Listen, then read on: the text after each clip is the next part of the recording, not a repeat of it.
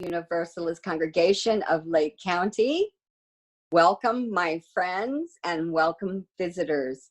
It's good to be with you again today via Zoom. And today I would like to welcome back, we would like to welcome back Reverend Sara, all the way from Australia, and via Zoom. It's recorded because I don't know, it's, I don't know, 1 o'clock in the morning there or something like that right now. And we have a treat. Our special singing of Spirit of Life is going to be with Christy Cleveland.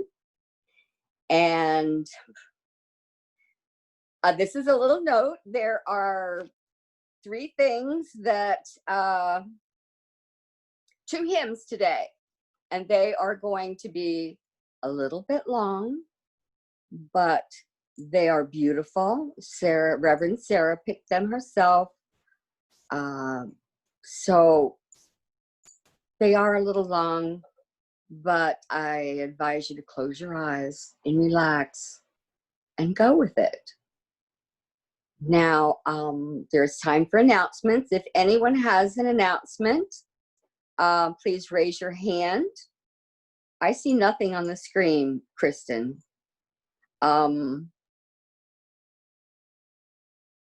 If anyone has announcements, now is the time to raise your hand, wave, or do, I don't know, your little virtual hand. And we have a little team behind the curtain to call on you if you have an announcement.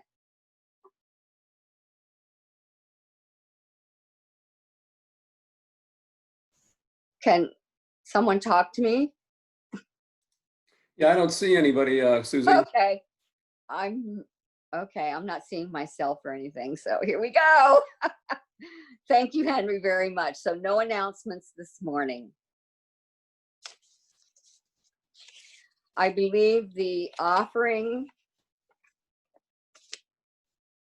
just was put up on how to make an offering, because here at UUCLC, we are thankful for the time and talent that our members and friends provide to make our congregation what it is. We are also thankful for the treasure our members and friends give to help the congregation do the work we are called to do here and in our community. Every gift, no matter how small or large, no matter the size, help combine us together to further our dream to create a better world.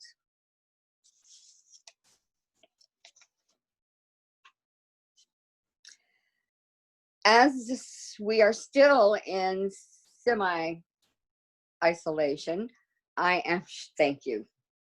I am sure that I'm not alone in gravitating towards tuning into all the goings on near us, far away from us, good or bad.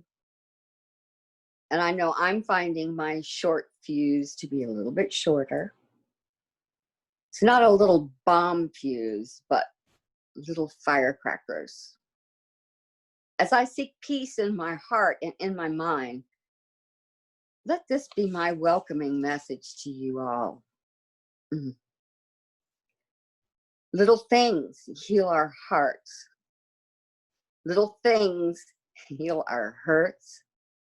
Sounds, scents, the spoken word, and music. That may mean nothing to someone else, but it can reach our souls and do the work that ordinary methods cannot touch. Simple remedies can heal the deeper ills. A love that springs from the wells, the sound of bird song and laughter of children at play. Our work is to avoid the negative side, to think and speak only healing words and loving words. Choices are possible. Though we may make many of them a day, we do it unconsciously, that we have not realized their effect. Fretting about every little thing letting the world steal our peace, and lying down when we should be up and doing. Choose to be well, to find contentment, and to be a role model for those who watch and listen to peace. Be well. And now I will turn this over to Reverend Sara. Thank you.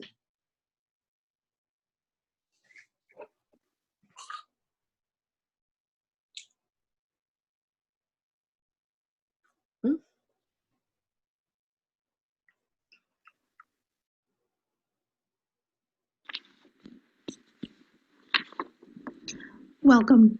I acknowledge the traditional owners of the land on which we are meeting. I pay my respects to their elders past, present, and emerging, and the elders of other communities who may be here today, both the Wurundjeri where I write and record here in Australia, and the Seminole in the United States where we gather for worship.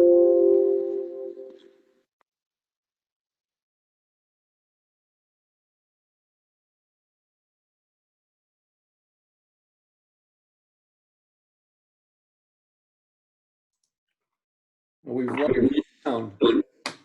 Thank you again for inviting me to speak today as you gather together in peace, truth, and love. While we are gathering in usual and unusual ways, the joy of being a community present with each other is a blessing, and it breaks boundaries, both geographical as well as theological, and it brings us into a new, more universal way of being together.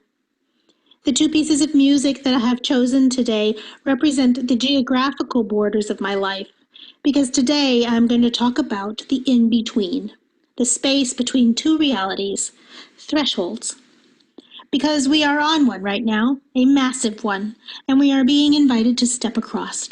Some of us will, some of us will hold the fort, some of us, perhaps most of us, will hover in between, undecided, striving to be bridges, striving to be both, hoping to be neither. It just all depends.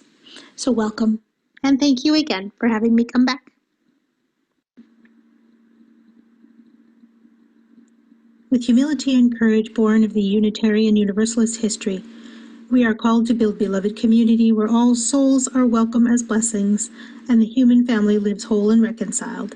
With this vision in our hearts and minds, we light our chalice.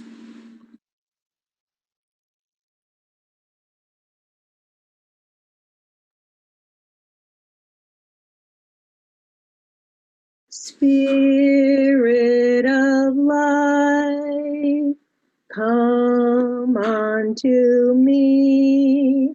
Sing in my heart all the stirrings of compassion. Blow in the wind, rise in the sea, move in the hand, giving life the shape of justice. Roots hold me close, wings set me free. Spirit of life, come to me, come to me.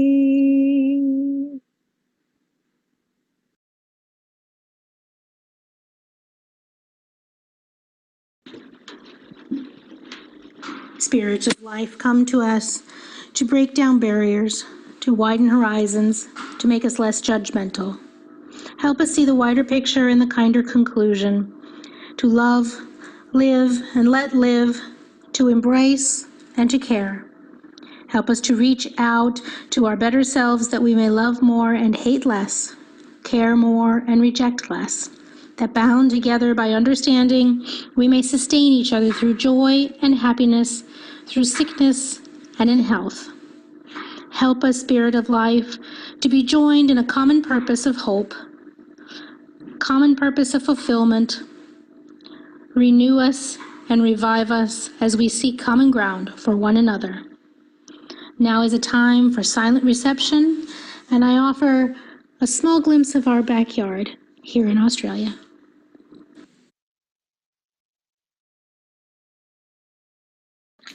Hi, baby.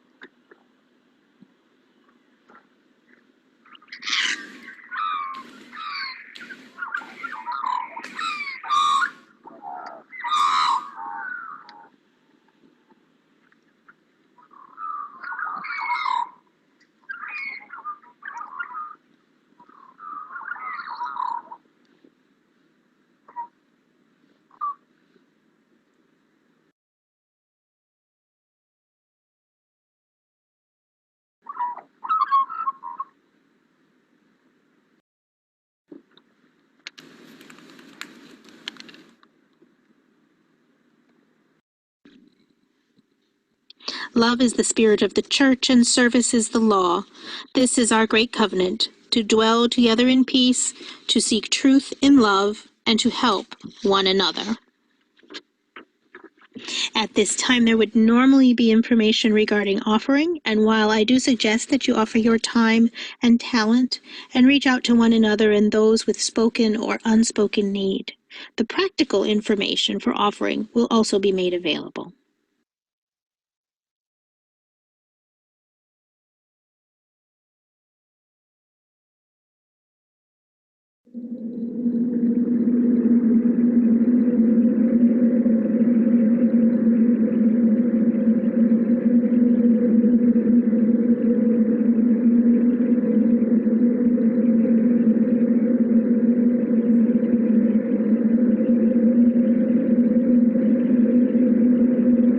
Eesti talv.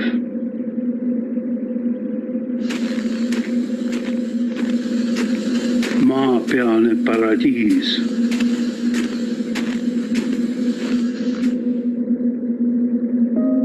Nii rahulik ja vaikne. Meie kodumaa on puhkamas nagu oksas roosike.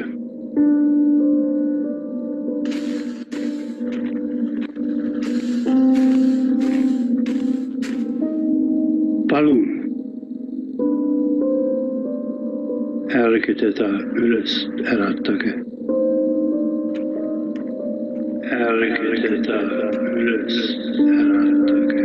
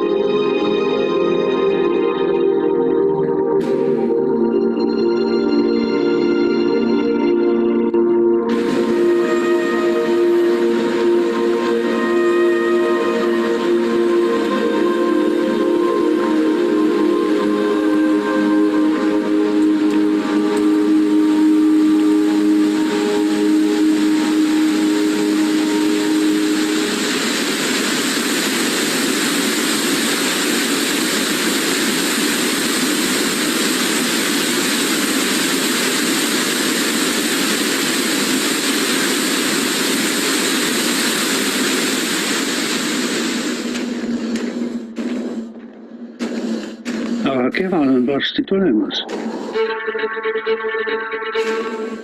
Päike hakkab paistma ja äratab ta üles.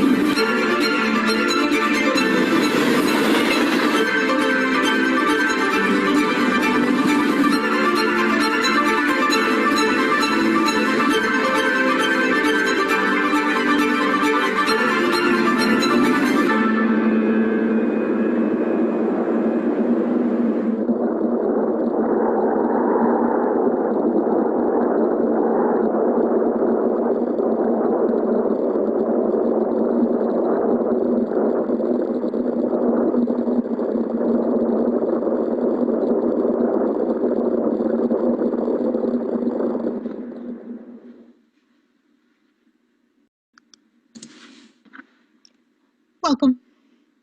This is my home. I have to put a chair up here with a sign that lets my family know not to come in and ask me a question or tell me about the most recent test snafu. And the cat, of course, is always curious. Her name is Lucy. One of the things in our house, no matter where it happens to be, is what is called an ofrenda. In Mexican culture, this is an ancestor altar, but in our half-Mexican American home, it's where we put our family photos, keeping our loved ones close, surrounded by flowers and food. As my children grew up, we would say goodnight to their grandparents and cousins as they went to bed. It's one way that we keep those in our hearts close, even though we're not. We're headed to the kitchen, but there's a magpie in my backyard. They're not like U.S. magpies. They're more like crows. They're extremely smart. They're beautiful, and they'll actually eat from my hand on occasion. I'm going to try to catch their song. Lucy has delusions of grandeur.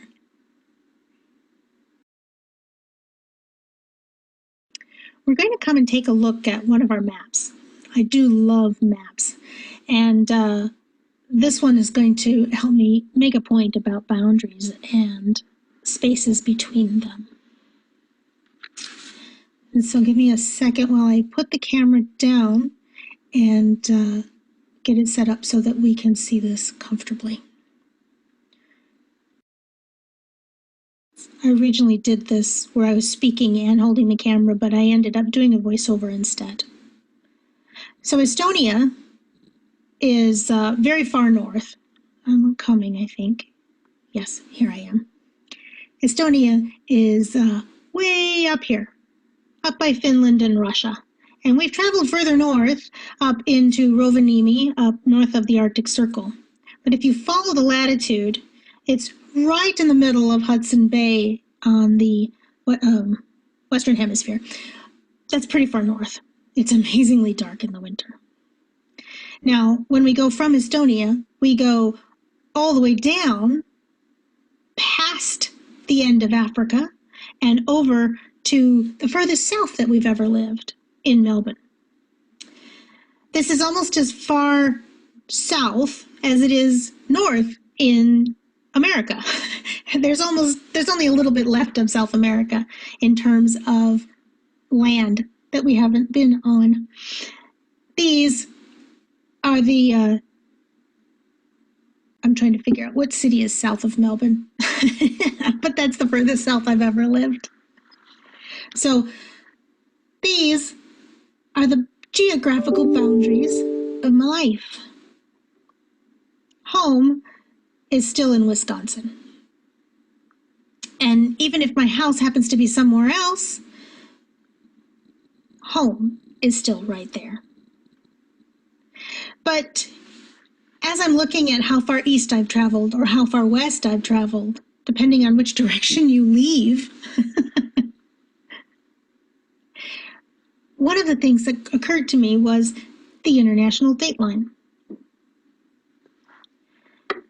The international dateline makes me think about how much of what we have around us is constructed. Calendars look like neat little boxes of time. Clocks are tidy delineations of time, and life doesn't work like that. At this point, I'm going to no longer be referring to things on the screen. I'm simply going to be continuing. It looks like I'm talking for a while, but that's because I got distracted. And I kept losing my place. That's Maggie. She's our 13-year-old cat, and our little kitten, Hugo, is hiding. We have 3 cats, and they also have broad geographical boundaries. While I make cookies, I'm going to talk a little bit about the space between spaces, not necessarily geographical spaces.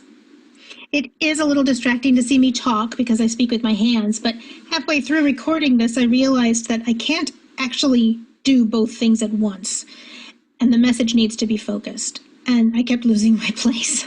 I kept wanting to describe what I was doing as opposed to talking about the boundaries. But don't worry, I stopped talking to the camera pretty soon.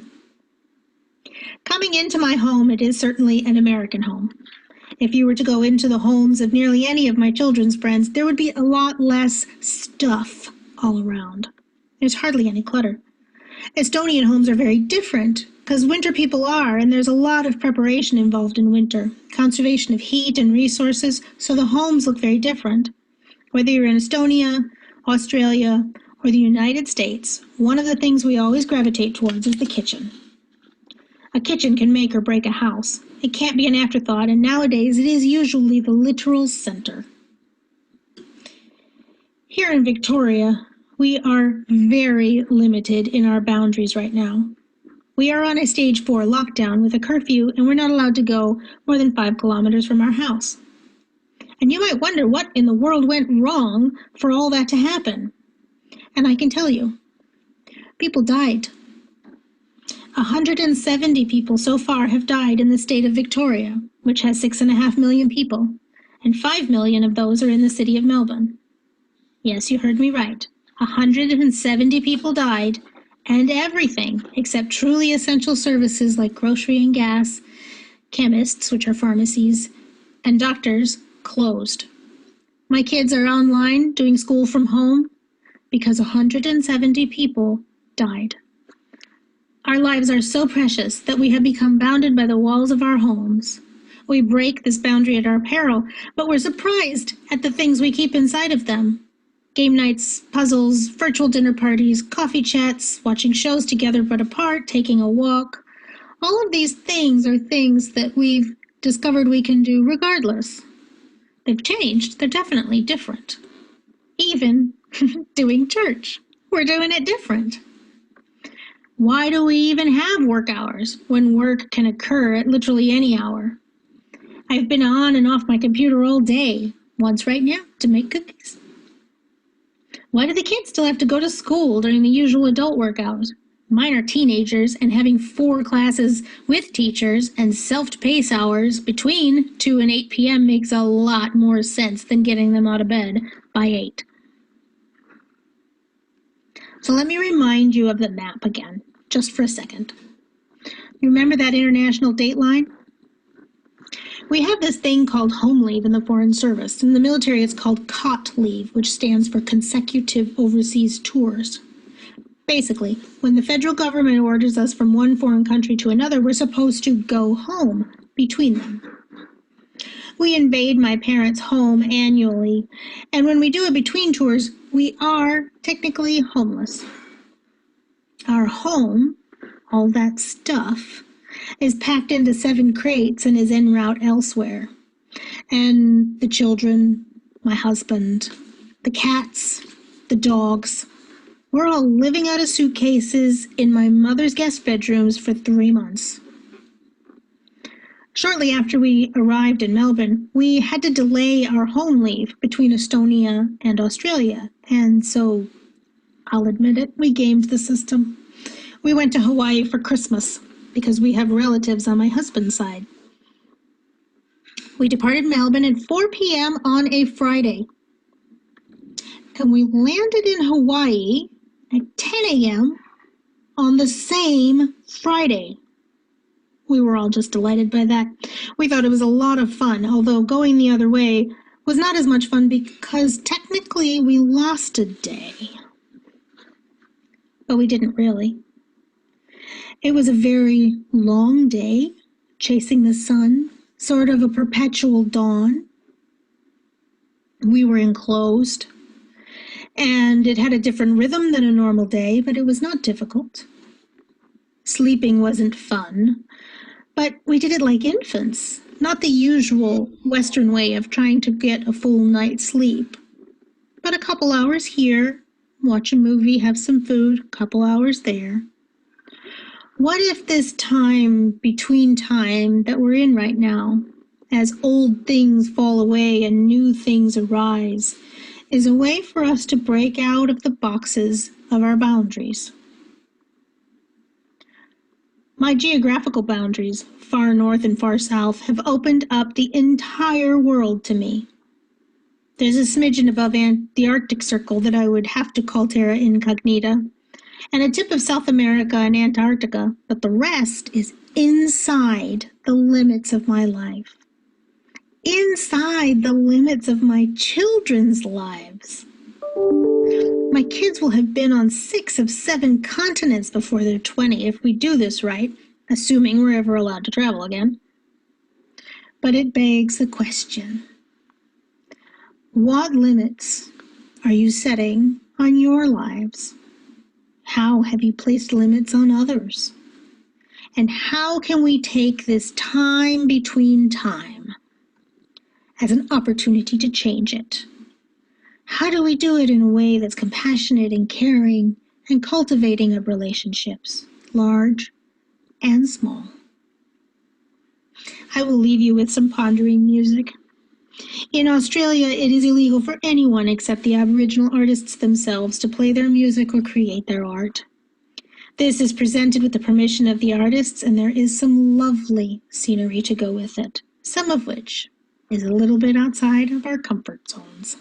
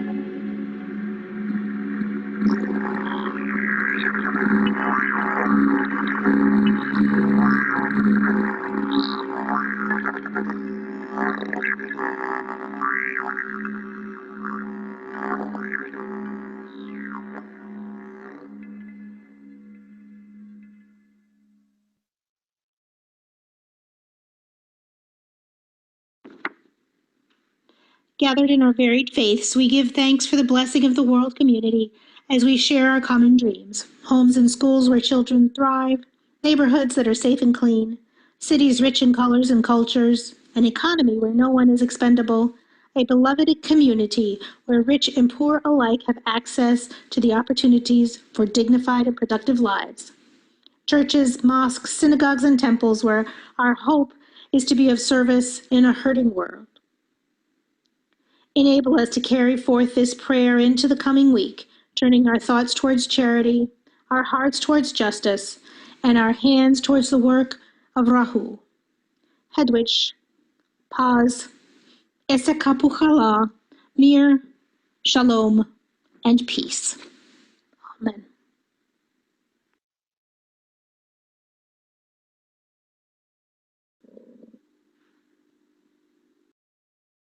Extinguishing the chalice reminds us of the light into which we awake, and the light that sparkles on the waters. The light that calls the tree forth from the seed and calls the shadow forth. Yes. Blessed are we as we move through the darkness and through the light.